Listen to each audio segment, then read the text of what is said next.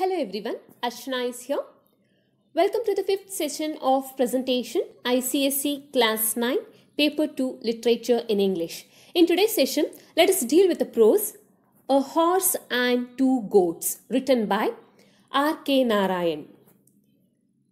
Before dealing with the story, let us know more about the author.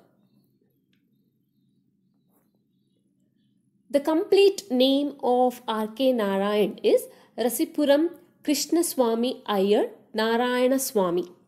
So R.K. Narayan was born in Madras, a large industrial coastal city in India, on October 10, 1906. His family was Brahmin, the highest caste of Hindu society.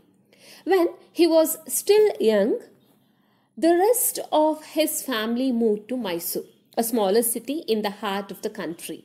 Narayan stayed in Madras with his grandmother, who read him classic Indian tales and myths from an early age and encouraged his imagination. After graduation, Narayan went to work in a government office in Mysore, but he was no more suited for mundane office work than for formal education. He tried teaching for a while, but did not last long as a teacher either. What he wanted to be was a writer. At first, most of his stories were rejected. For 3 or 4 years, he lived at home and earned less than $5 a year, worrying and embarrassing his family. In 1933, he married a woman named Rajam, who encouraged him in his writing. To help support his wife and daughter, he tried journalism, starting out as a correspondent for the Madras Justice and working his way up to junior editor. Rajam lived only 5 years as his wife, dying of typhoid in 1939.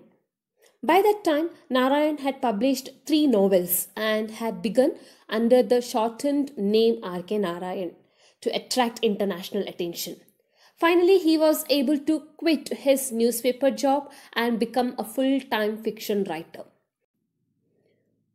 His 4th novel, The English Teacher, written in 1945, features a character patterned after Rajam and describes Narayan's own struggles to deal with her death.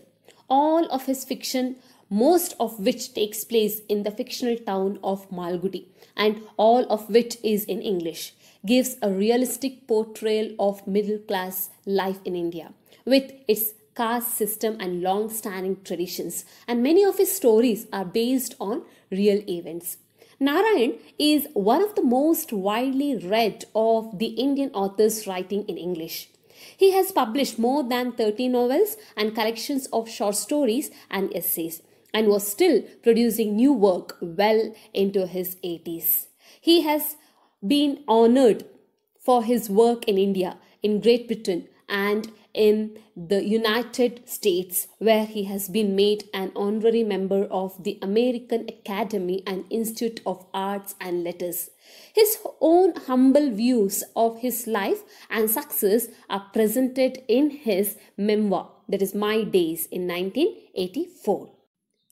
A Horse and Two Goats, first published in the Madras India newspaper, The Hindu, in 1960, did not achieve a wide international audience until 1970, when it became the title story of R.K. Narayan's 7th collection of short stories, that is, A Horse and Two Goats and Other Stories. It reached an even wider audience in 1985, when it was included in Under the Banyan Tree, Narayan's 10th and best-selling collection. By this time, Narayan was well established as one of the most prominent Indian authors writing in English in the 20th century. The story presents a comic dialogue between Muni, a poor Tamil-speaking villager, and a wealthy English-speaking businessman from New York. They are engaged in a conversation in which neither can understand the other's language. With gentle humor, Narayan explores the conflicts between rich and poor and between Indian and Western culture. Narayan is best known for his 14 novels, many of which take place in the fictional town of Malgudi. Many of the stories in his 13 short story collections also take place in Malgudi, but A Horse and Two Goats does not. This accounts for the fact that the story has attracted very little critical commentary.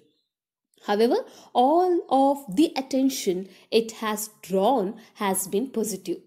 The story is seen as a fine example of Narayan's dexterity in creating engaging characters and humorous dialogue, but it is not considered one of his greatest works. A Horse and Two Goats is a short story set in one of the tiniest villages in India, Kritam. R.K. Narayan is most known for his early Indian writing in English. This short story has used the simplest of settings and displays an amusing story.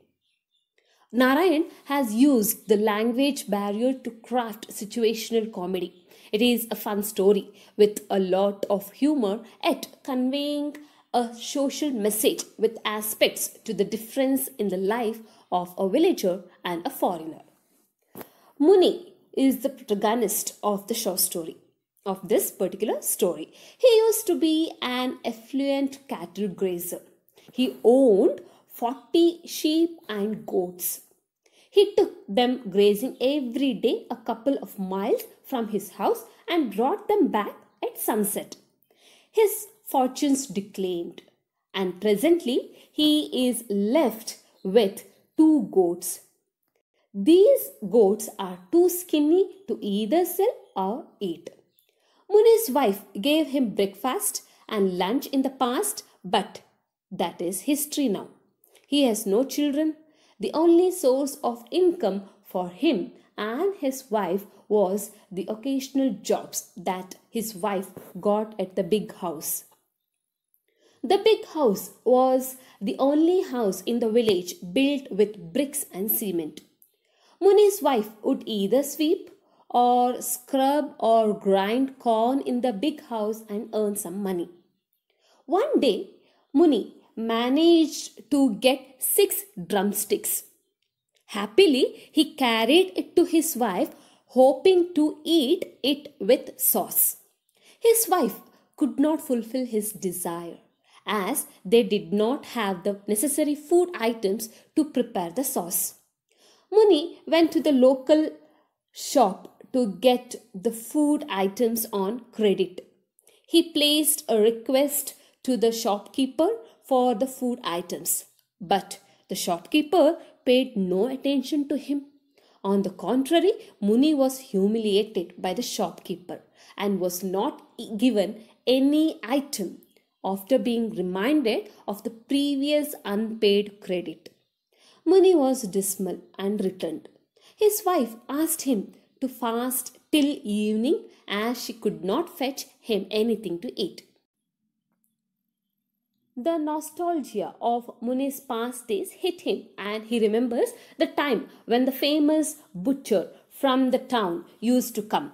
They would chew betel leaves and tobacco or drink some bhang undisturbed by wives or well-wishers.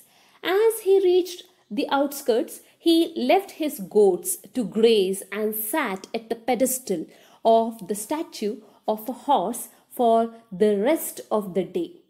He sat there watching lorries and buses and felt connected to the larger world.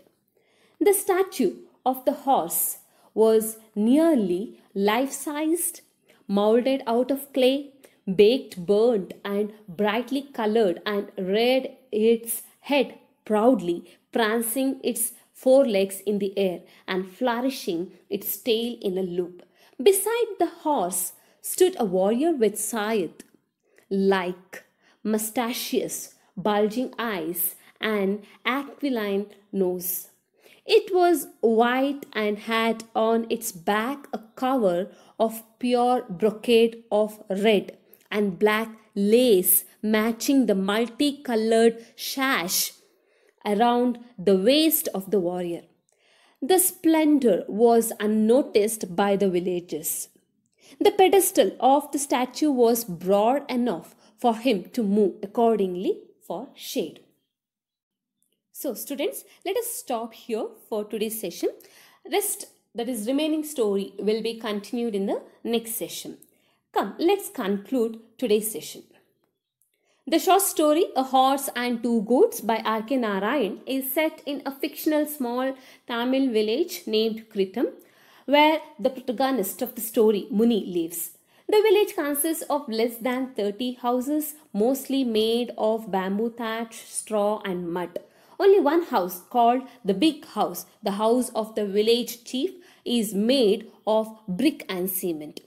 Once upon a time, Muni owned a herd of 40 sheep and goats, but it is now reduced to just 2 goats. On the day of the story, Muni takes his usual breakfast of a handful of millet flour and then shakes down drumsticks from the tree in front of his house. When Muni expresses his wish for a drumstick sauce, his wife asks him to bring groceries like dal, spices, oil and potato. He goes to the village shop and makes all efforts to get these things in credit but fails. He comes back home to be humiliated further by his wife and takes the 2 goats and goes to a place in the outskirts of the village beside the highway to graze his goats. Muni sits under the clay horse statue where he usually sits to protect himself from the sun and watches the trucks. What will happen next? Let us know or learn in the next session. Thank you, students.